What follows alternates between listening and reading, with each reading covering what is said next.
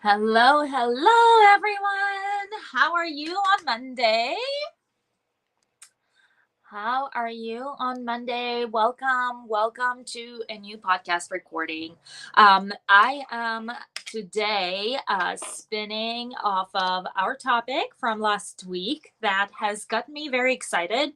I am still developing the subjects and the topics for the remaining days of the week on that same subject, but I am excited to get started with a week where I really want to dive in and talk about manipulation and emotional abuse and what techniques abusers love to use to get us question our reality and gain control over us. I did write them down for myself so I can go over so not forget anything. So I can cover each and every one of those tactics for you, so we can dive into this together. If you have questions or if you have experienced one or the other more often, let me know in the comments and let me know if there's certain things you are still struggling with that I can help you. Let's dive in. So, the main goal that manipulator will have is to really gain control over you. And the way they do it, they use a number of tactics to make you question what's real, what's not. They make you question things about you yourself. They may belittle you. There's so many different techniques that they actually would use in order for you to really start questioning what's going on. Is what he or she is saying really true, right? And it's easy if it's someone that you kind of don't know, and it's really easy to walk away from that person. But what to do if that person is someone in your family, your mom, your dad? You can't just walk away from that. So there's a lot of first of all, clarity that needs to happen for you to really spot what's going on and really take it for what it is. When you don't, and when you don't realize for what's happening, that is when you really start accumulating things against you and you start believing in those things, right? So, first tactic that manipulators love using is not having any kind of boundaries between you and them. And they thrive in lack of boundaries, especially if you're a softie and if you are really one like they're desiring good things for them. You kind of will accept that, and you will not stand up and say, hey, this is how things are done and these are my boundaries and this is what I'm okay, especially if you're still kind of in the learning stage of knowing and learning how to behave with that person. Lack of boundaries could quite clearly cross into potentially dangerous situations. Have you seen the show on Netflix, The Tinder Swindler? I have. And have you seen the tactic that he used to get? So let me kind of quickly give you a breakdown on what the show is. Um, the show is about a man who used women on Tinder app to either fall in love with him or just make friends with him. And all of a sudden, he would create this impression of being this rich guy, like flying private jets, being a son of like an oligarch empire, right? So anyway, he would make them believe that he's so cool. He would fly them on private jets and things like that. So they actually truly believe him. But then all of a sudden he's in danger, and he created this whole like played out story where it's like somebody was chasing him, and like somebody like tried to shoot his bodyguard and whatnot. So anyway, he made up the story to make these women believe him, so they give him money because he's in danger and his bank accounts are locked, right? And there are women who fell in love with him because they believed there's something romantic going on, and then there are women who were just friends, right? And so and they would send him money. They would send him money because they feel that this is the right thing to do. This is what and so a lot of times that is because there are no clear boundaries between that person, because you actually start believing that what is being presented to you is real, and there's never been a conversation of like, hey, you want to help the person, you don't really know if the person like is going to give you the money back, right? You kind of believe that. But I kind of defined very early on my own boundary on this, and it's like I'm very kind of like I have very strong position on like lending money to some other people, right? Because I actually do not trust. I've seen so many horror stories. Like, I actually do not trust that I will receive it back. So, like, I've made my decision and created a boundary for myself that I will not, and a rule, right? That I will not, for example, give money to someone I don't trust, right? So there is a lack of boundaries that is being created, that they are thriving on, because you can't say no and you still want to be a good person and do the right thing.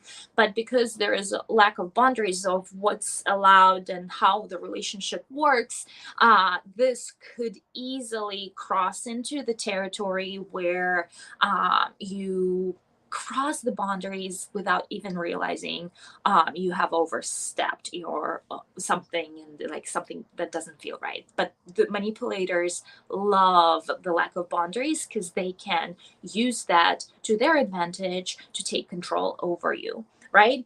Number two, tactic number two that they love using is kind of diversion. And they would deny something, right? They would evade ask, like responding directly to your question. They would actually, by the way, all of us have a little bit of that in us. I myself use these in certain situations. If I want to create mystery, especially with the new people, like I'm very kind of like I'm creating my own persona. I do not want anyone to kind of actually get to, like, I do not want them to know my vulnerability around new circle of people, around new company, whatever, right? I would use certain techniques where I would actually divert certain questions because simply I don't want to answer them, right? But it is a manipulation technique, to be honest with you. And if you are in within some kind of relationship with this person, your answer, your request to answer a question will be diverted, or will be vague, or will be laughed at, or will be like turned into a joke without giving you a direct answer, right? And a lot of times that is because you're truly trying to get to know the person, and the person does not want to be vulnerable, or they don't want to open up to you, and you feel that wall because they avoid answering your question straight on. And sometimes in certain situations they're simply covering themselves up because they did something, they either cheated, or they did something that you wouldn't approve of, and they don't want to be caught in a lie, right? Or say something where they would expose themselves in a certain way, right? Another thing, so tactic number three is amplification, and they thrive on amplifying your negative emotions, and they thrive, like they would disregard, they would minimize, belittle the successes of the relationship, your victories. They would really dive into dwelling in the negativity, in the failures. They would focus on the negative with you, Instead of like even noticing that there are good things and positive things, right? They would amplify the negativity, and they would focus on the negative aspects of the relationship, versus focusing on the positive aspects of the relationship, right? Emotional barriers is very, um, is kind of like creating this wall again. So that's number four, right? Creating this wall where you, maybe in the beginning would actually start sharing, hey, I'm not happy about this, I don't like this, and they would minimize that. They would like almost disregard that comment, and eventually you would be questioning, like, I shouldn't be, like, you would be numbing out. I shouldn't be sharing this. I shouldn't be so emotional. You'll be numbing out, and you would not be sharing those kind of things with them, because they make it look like, oh, why are you so emotional, right? And they would gaslight you in one way or another. Shaming is another good example. Shaming been used against women for ages, right? Shaming, you are this and that, and you are wearing a slutty skirt, and and manipulators love doing that, especially in public, because it's more effective that way. Again, remember, their main goal and their main idea, they want to have control over you, and they would gaslight you by asking you questions and making comments where you start questioning, are my feelings really valid? Am I right? Or am I like, you start questioning your reality, and you start questioning, like, is it really, like, am I really look like a slut by wearing this skirt, for example, right? So you start questioning yourself, and it's really not a good place to be overall, right? Then there is infantilizing, which is, they are, either the manipulator itself starts acting like a child and start, creating this childish behavior, and you're like, why are you whining like a little baby? Like, you would not want to deal with, like, you would not want to listen to that. So you, a lot of times, you would give them what they want, because you just want them to shut up, right? But another way this is being used, they would actually make you, belittle you, and make you question your own authority and your own experience in life and your own knowledge in life, by telling you, ha ha ha, who do you think you are, talking about this, like, and I just had that happen recently, right? Somebody tried to use that tactic by telling me that my opinion is not valid, is not worth it, is wrong, and what do I know? So that is a tactic for manipulation, and I can see right through this, and yep, not gonna work on me anymore. um Rationalization is another good tactic that they use to really rationalize certain behaviors of theirs. And sometimes it would make sense, and sometimes, if you kind of more in line with, like, knowing people, if you good hearted, or if you have developed a lot of trust with this person, you would actually believe them, right? You would actually, they would give you all the reasons why you should go do that, right? And you'll be questioning, you'll be basically like, oh wow, like, that makes total sense, like, I should go rob a bank because it would provide for my family and my kids. Just like one of the out there examples, right? But yeah, they would create all these I benefits and reasons as to why this certain thing is making sense to do, right? Whether it's truly a good idea or not, right? Then another tactic that is absolutely terrible but so powerful is triangulation, meaning they would almost they would use other people against you, meaning they would tell you something as if, oh, that's why nobody likes you, because, and you're like, what? Like, why would no? It's like, I didn't know that. Right? So that's a gaslighting phrase. That's why nobody likes you.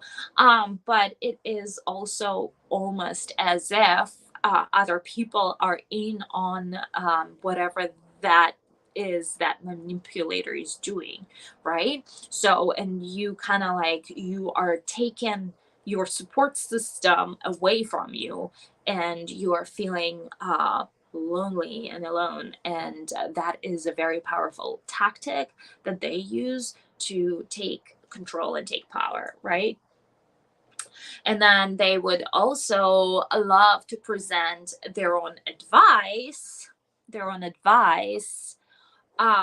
is an abusive advice as an advice, right? They would act as if they are advising you on something, but the um the feeling and the energy behind it is really a criticism. And like they would frame it as if like, hey, I'm giving you good advice here, but in reality it's just another manipulation tactic, and they would disguise it as an advice tactic, right? um and then they would always there are other tactics like vilification. They would make you look bad while they make themselves look really good, right? They love setting you up for failures. That's just like, and why would they do that? It's really is insecurities and control and past traumas, and a lot of it possibly is a role modeled, during childhood too, right? They love being a victim and playing the victim, and they love the attention that they get when they're crying. And that's a lot of people play victim simply because they can get attention. That's their habit that they develop. That's how they get their love, because they don't know another way to get love. And so they play victim because this friend and this friend would come and give you a hug, and they would tell you and they would share the experience. Yes, you are miserable. Yes, your life sucks. But that's how these people get their attention and get their love. So that's just one of the manipulation tactics that people actually are using, right? I also want to share with you some of the gaslighting phrases that these kind of people love using, right? They would say, hey, you are too sensitive. And you start questioning, am I really too sensitive? But a lot of times when they say that, they are just trying to divert your attention to another subject, and you start questioning your reality. Am I really too sensitive? But the question you should be asking, compared to who? What they're trying to do, and their goal is to control you, to not dive into that subject, because they're truly diverting you away from something, whatever the subject is. Is it cheating? Is it finances? What is the subject that they are diverting you away from, right? Sometimes they would say, I never said that. And it's like, a lot of times it's like this selective memory, like they remember. It's very believable because it is people forget. We forget all the time, so you cannot question. But the real question is like, why did you forget this but did not forget that, right? So there is that the question of why you have this selective type of memory, right? Why did you forget about this but not that? Right? A lot of times they would act angry and frustrated, and they would say, I'm not angry. Well, it's obvious that they're angry, and you like tiptoeing around them, trying to figure out how to make them happy, right? um a lot of times they will blame you, like, hey, it's all your fault, you're so, like, you failed, it's your fault, we missed this bus stop, it's your fault, it's your fault, it's your fault, right? Sometimes they'll tell you you are broken, you are like from a like family that divorced, you are this, you are that, and you start questioning, oh, maybe that's right, maybe this happened because I am broken, right? um Sometimes they would use the same thing to say, hey, you are insecure, you are jealous, and that kind of serves the same purpose. And sometimes they say, if you really loved me, you wouldn't do this. And that would put a lot of questions, like question your feelings for the person, like you are truly loving them and they're questioning.